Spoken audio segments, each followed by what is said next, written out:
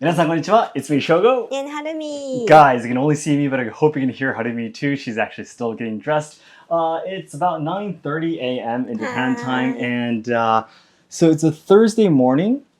So the thing is, I was actually gone from Kyoto. I was not in Kyoto for 2 days, Friday and Wednesday. I was at the ryokan in Chiba Prefecture next to Tokyo, called the Dozen Ryokan, which is where Asayama Ichiden-ryu held its training camp last year. But I was there with the 22nd headmaster of Asayama Ichiden-ryu Seki Sensei and the other senseis to do a very special video filming.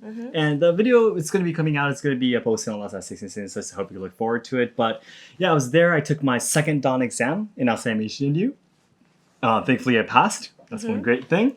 And I came back yesterday night, and this morning I was doing a men's kimono lesson on my Let's Ask Shogo's Patreon page, which is a completely free lesson, by the way. Anyone can join. So it was a great lesson. And we found a little bit of time in between. Yes, I had Harumi rush to get dressed into her yukata. I'm actually wearing my training gear, as you might have noticed. And the reason is because we're going to be starting a new podcast. Yes, I'm going to be starting a new podcast with Jessica. As you guys remember, I was talking about starting a podcast with her possibly for many, many times. But finally, today is going to be our first day of filming.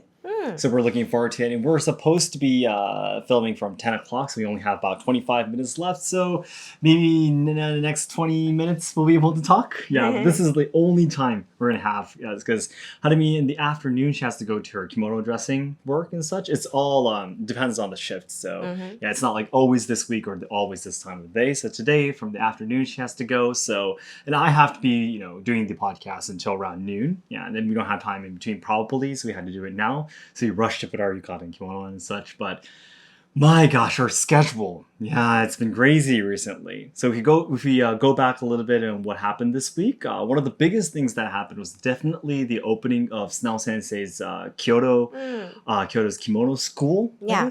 Yeah, it was her long dream that she had for a very long time, and it finally became a reality. But it's actually a place, a facility that you can actually go to in Kyoto, where you can learn kimono dressing and how to put it on yourself, but also putting it on others from the instructors that Snell Sensei has raised. So Harumi is one of them. Yeah, we call them the Ninte Koshi, the certified, certificated, you can say, instructors. Yeah, so those instructors, the senseis will be there, and the students will be able to learn from them. So that there was an opening ceremony kind of thing, and I was there to film, and I think you might have seen my Instagram post about it. Yeah, Harumi did a demonstration of the furisode dressing and the fukurasuzume obi wrapping, obi tying and such. It's considered the most difficult one, but probably the most difficult one, I think. Yeah. What is it? Yeah, exactly. So she did a demonstration of that while they were like doing some speeches and letting people go into the facilities, and Snell meeting each group or person one by one, telling her appreciations or greetings and everything. And yeah, Harumi was doing a demonstration in between, and Harumi already went to her first job at that school too, while she's still working at a different place to dress tourists in kimono. Yeah, so you have now these two kimono dressing jobs, and you also have your own class. Hopefully next week, is it going to be? We were talking about it last week at the cafe, right? You guys remember? Yeah. Is it going to be? We were saying that Harumi already has 2 students and that kind of stuff, but it was actually canceled, unfortunately, because one of the students got COVID. Yes. Was it? Yeah, exactly. So it has been rescheduled already, or no? Not yet. Oh, okay. So we'll see how that goes. It was the second lesson was held at 30th.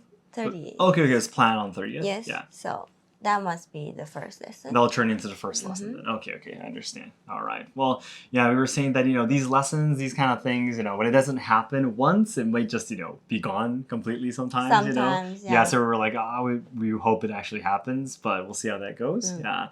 And we were talking a little bit about your online kimono dressing lessons too, but how did that go? Was it like because people might not have the necessary items, or why are we not doing it yet? What was the reason? I just have no time to manage that. Oh, okay. I need to have time to make the tiers and write all the instructions. But I what still, you need I still have everything tasks. So many tasks in my list. So I have not get to that point. Exactly. That's true. Harumi is very good at focusing on one thing. She's very good at memorizing certain things, and she does everything very carefully. And so those are the points that a lot of her senseis or people around her very appreciates and values. So for example, when Harumi is going to be dressing someone or a torso into a model torso into a kimono, for example, she really can find and point out the details, and she has very good. She's very good at memorizing, certain things. So she can do everything. She looks out at the details and such. But Harumi is definitely not a multitask person.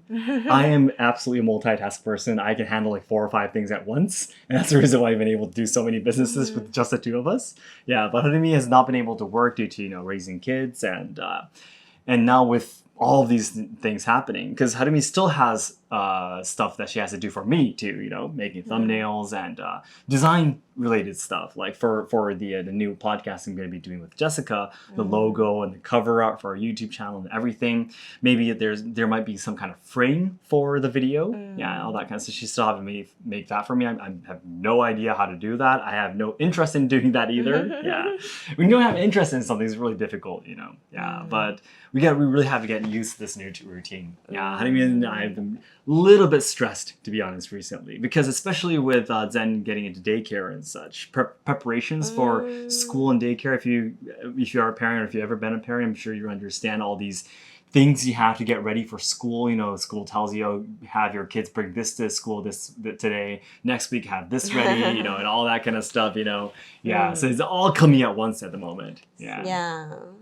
Yeah, exactly. For me too, as I talked about before, we've been losing quite a lot of our income, and I'm really, of course, I'm, the father of the family, and, I'm the man of the family, so I feel responsible, to keep everyone alive, and try to provide as much income as possible and such. So I'm really feeling, what should I say, not rushed, but if that makes sense, So we're really going through an important point of our lives, I feel.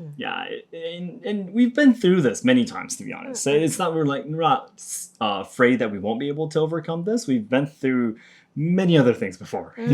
Even before we had kids, So, and after we had kids, we had the COVID, we had Team Let's Ask Shogo, Kazu and Tomoko leaving, the laws changing, and we had to change our tourism industry and stuff. And well, if we talk about all the other, I've had a lot of stuff happening in the past that I haven't talked about, and I will not be talking about. When we were still students and such, we went through a lot of stuff too. So we're not afraid of that we won't be able to overcome this. We're pretty confident about that. But at the same time, though, when we're right in the middle of it, it's not easy. Yeah, exactly. But we'll be enjoying it. When we look back, we'll definitely be laughing about it. Yeah, that's one thing for sure. Yep. So my men's kimono, I was saying earlier, my men's kimono lesson started today, and we've started off from doing very simple obi knot called the katawasami. We actually had 5 people joining already in their first class. It was completely free, by the way. So if you're listening to this, if you're interested in men's kimono, even you don't have to join live. You can just come to my Patreon page to take a look at the archive too. But I just simply want more people to be able to enjoy men's kimono more casually. If you have the right knowledge, it's not difficult at all. If you practice properly for like a week, it's more than enough to be able to wear men's kimono properly. I mean, there are like a lot of different obi knots for tying the kakobi and such, but if you just want to put it on, just memorize one and that's enough. No one's gonna force you to have like, oh, you have the katabasami again. Okay, you're so boring. No one's gonna say anything like that. If you just memorize kainoguchi, or maybe if you want the hakama, if you can memorize, ichimonji, and maybe one more when you're in the kinagashi style without the hakama, that's totally fine. Yeah, exactly. And all the other points, you just have to get used to it. So it's great. Half of the procedure is same, so just the last part, it's a little bit different. Even for the obi too. So it's not completely easy. For men's kimono, it's super easy. It's for women's kimono, it's a whole new story. The curriculum has to be at least about 100 times longer, to be honest, with different stuff. But But I really hope that because I want to start providing men's kimono too. Not just my own brand, but just any kimono in general, so we can just enjoy the culture more. For men as well, because I know a lot of people are interested. Yeah, but some people tend to think, well, it's too difficult. Yeah, it might stand out too much because there's no one else doing it. Yeah. If there's more and more people like wearing kimonos for the local Japan festival or I don't know, Halloween, whatever, you know. Yeah, it's really funny that a kimono can turn into Halloween costume outside of Japan, but even Japanese people do it too, to be honest. They put on like a black and orange kimono and turn it into Halloween coordination kind of thing, you know, but yeah, so I really hope that more people can do that so we can just simply enjoy, you know, Japanese culture more, I think, so. Yeah, so we're doing all these things. Tomorrow, we even have some photo shooting for our new activity. Yeah, that's going to be happening. So again, guys, Harumi is at the new Kyoto school to teach kimono dressing to mostly Japanese people. Yeah, who are students who are coming regularly. And then she works at a different place that was introduced by Asayama Sensei to Harumi. And completely different company that provides a tea ceremony kimono dressing experience. And Harumi's kind of like the sensei there dressing everyone else. And then Asayama Sensei herself hopes to start similar activities, but more of a high-end kind of thing. More of a VIP not related, but you know, for VIPs, you know, with really good quality kimonos with the best instructors, dressers, you know. Yeah, so you want to do something like that for directly under Asayama Sensei's businesses, you know, and we're going to be taking some pictures for that. Yeah, tomorrow. Actually, this one is our company. And Asayama Sensei's company is a collaboration. Yeah, it's a collaboration. Yeah, we're going to be doing together. Yeah, because I have a lot of experience in tourism industry in Japan, you know, and of course, Asayama Sensei is like the goddess of kimonos, so yeah, she literally knows everything. Yeah, she has all the connections and everything. So yeah, that's right. So we're going to be doing something like that too. So a lot of things are going on. We're really enjoying it very much so. And in terms of the my club activities for Asayama Ichiden-ryu, by the way, we finally found this nice dance studio place. Yeah, that we might be able to rent once in a while. Yeah, it's really difficult to find a good place with a high ceiling. So yeah, I'm not sure. Did they talk about this last week? Yeah, I think I remember talking about this last week about that we are hoping to do it, but not too sure if we already talked about us finding a place. But yeah, we're going to be going there next week too. Yeah, and also working with Wabunka, which is this new activity platform, reservation platform, all related to Japanese traditional culture. They invited us to go to Fortune Garden Kyoto next week. It's going to be like a Maiko show with lunch, I think. Yeah, with the lunch set and a Maiko performance, and we're going to be going. It's going to be free for us. Yeah, and we're going to be we have to make a video of it, of course, but yeah, we're going to be doing something like that. So yeah, tourism related stuff happening too. And now that I'm back from the Dozen Ryokan and the special filming, I really want to start moving towards promoting my men's kimono in-person lesson in Kyoto too, to all of the other tourism companies and the agents that I work with and all that kind of stuff. So hopefully that works out too. Yeah. All right.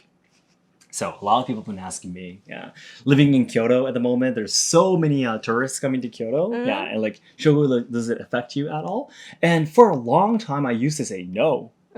Yeah, it really doesn't affect us people living in Kyoto that much, especially because we don't ride buses and stuff like that. I guess if you ride a bus, it might be really hard, but like regular transportation, like other regular, actually, I don't know what is considered regular, but you know, like if you ride trains, you know, it's not that bad to be honest, unless it's like a peak time when people's going to work or, you know, commuting and all that kind of stuff. But yeah, that's like if you're living in a big city, that's normal, right? You know, and buses are extremely packed though. Yeah, even considering that, it's extremely packed. So if you're riding a bus, it might be stressful, but we don't usually ride buses that often. Sometimes we go to a really close place, maybe we might, but we usually ride taxis. Yeah, because we don't own a car, so we don't have to pay taxes or gasoline for cars. So instead, when we need to, we ride taxis because it's a very fast way to get to anywhere. So yeah, so we usually don't feel like the streets aren't that crowded either, because the streets were always crowded even without the tourists, to be honest. Yeah. But with that said, recently, even us living not at a tourist spot or anything, to be honest, our house is not in a tourist spot, but sometimes recently I've been feeling a little bit of not should I say a little bit of the, not stress, but the effects, I guess. Yeah. One thing happened was that there was actually one lady, probably from the US, from her accent, speaking English, but she was sitting with her back leaned against our front door. Oh. So I guess if you're not used to, traditional buildings in Japan, our doors are like sometimes sliding doors, right? And they look like a wall, basically. For people who are not used to sliding doors, you would imagine a door to be like this. So you wouldn't think that that's actually a door, and you're sitting in front of someone's front door. It's actually kind of like a window with lines on it kind of thing. Yeah. So we can see literally her back against the front door. That's scary. And our first daughter was just about to come home. Yeah, and so what I did was I opened the door and she was like almost about to fall over, which was, and I had my phone in my hand with number 110 ready to call the police, and I said in English, "Hello, this is private property. This is our house. If you're not leaving now, I need to call the police. What are you going to be doing?" As she said sorry, and she went away immediately. Oh, okay. But imagine you having someone you don't know, that's from overseas and sitting with their back against your front door, and you try to leave the house and there's someone there. It's really scary, right? Yeah, especially our kids have to go. Our first daughter is now in elementary school, so she has to come home. Usually, if she doesn't go to a certain other place, she has to come home on her own sometimes, right? Yeah, and then there's this person in front of the door. Yeah, that doesn't even speak Japanese. That's really, really scary, right? Yeah. That was one thing I experienced recently. There's another thing. I haven't even talked to you about this, but there was this, I don't know, maybe his accent sounded like he was somewhere from India, maybe. Oh. Yeah, exactly. But what he was doing was live streaming when he was walking down the streets. And he was actually being scolded by one of our neighboring old ladies, like an old grandma. But he had this mini tripod, he had a live stream going on, and he was literally filming everyone in their face as he was walking, as he was talking. It was literally like, "Oh, I found this grandma on the streets," Oh no. And I was actually having Zen in his stroller. Yeah. And he literally put the phone into the stroller. Oh no. Really close up to his face. And I was like, "Don't do this," Yeah, I don't know what to say, so I said it in English. And I was like, stop. What are you doing? And he just kept on speaking, not in English. Well, he was speaking English once in a while too, but he was speaking this other language that I'm not familiar with. And after he passed by me, I looked back and I saw he's doing it live, right? Yeah. So he put his phone into the stroller. Yeah, and I was like, "Stop." And then he was laughing, and then it went over here. And when I turned back, I saw him doing a live stream on Instagram, I think, probably, maybe TikTok, I'm not sure. But it was a live stream, absolutely, because there was a time on it. And then he went back, and there's a neighboring house where there's really old couple lives, and he almost went into their house, half into their house, and like doing a live stream there. And there was the old lady that always sits in front of her house like this, with her round back and like this, and she was like, in Japanese, everything. It was like, I was laughing. That was so creepy. Yeah, so even in these, not touristy spots in our neighborhood, this kind of stuff's happening too. So that was a little bit stressful, to be honest.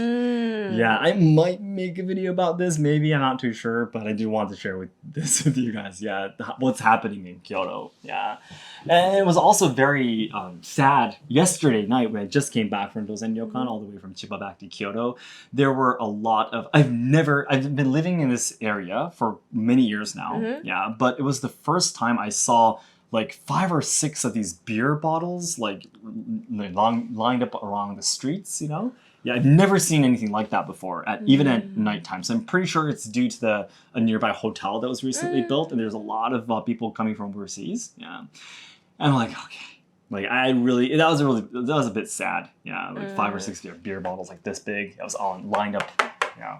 And there was like gum stuck into like the into the bottle at the edge here of the bottle was gum stuck onto it. And I was like, oh my god, And someone has to clean that up. Someone in our neighborhood has to clean that up the next day. And it was gone this morning, so someone probably did it for us. But yeah, it's really, really sad. Yeah, those parts are a little bit sad. Yeah. So I mean, I'm just talking about the negative sides, of course. There's a lot of financial benefits and everything. I always say this too, but 95% of the people coming to Kyoto or even to Japan are good people. Yeah. 90%, sorry, 90% are good people. Yeah, it's the 10%, yeah. From any country, it's always the 10% that does the craziest things and makes everyone look bad. Because you meet regular people on the streets, they're okay, they're all okay, they're normal people. They can line up, they can wait, they don't throw, they don't litter. Yeah, it's always this 10% of the people, that don't have any respect and consider all the other countries that they go to travel to as a zoo. You know, this is not my country, so this is like the whole country is like an amusement park. You know, no, it's someone else's home. You know, yeah. But there's certain people that don't understand. Yeah, but because the whole population of people come to Japan as travelers are getting bigger now. This 10% is getting bigger too. Oh yeah, that makes sense. You know, so recently I've never experienced anything like this. I've been living in Kyoto for 13 years now, and I've never experienced anyone sitting in front of our doorstep.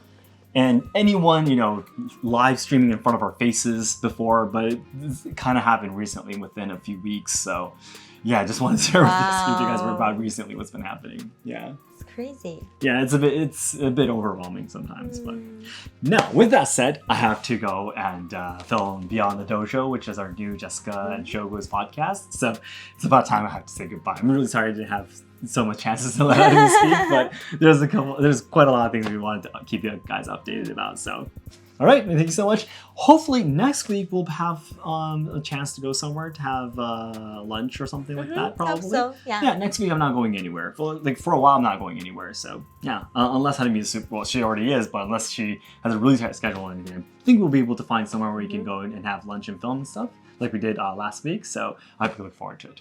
All right, hey guys, thank you so much for your time. We'll talk to you next week. Bye-bye. Bye-bye.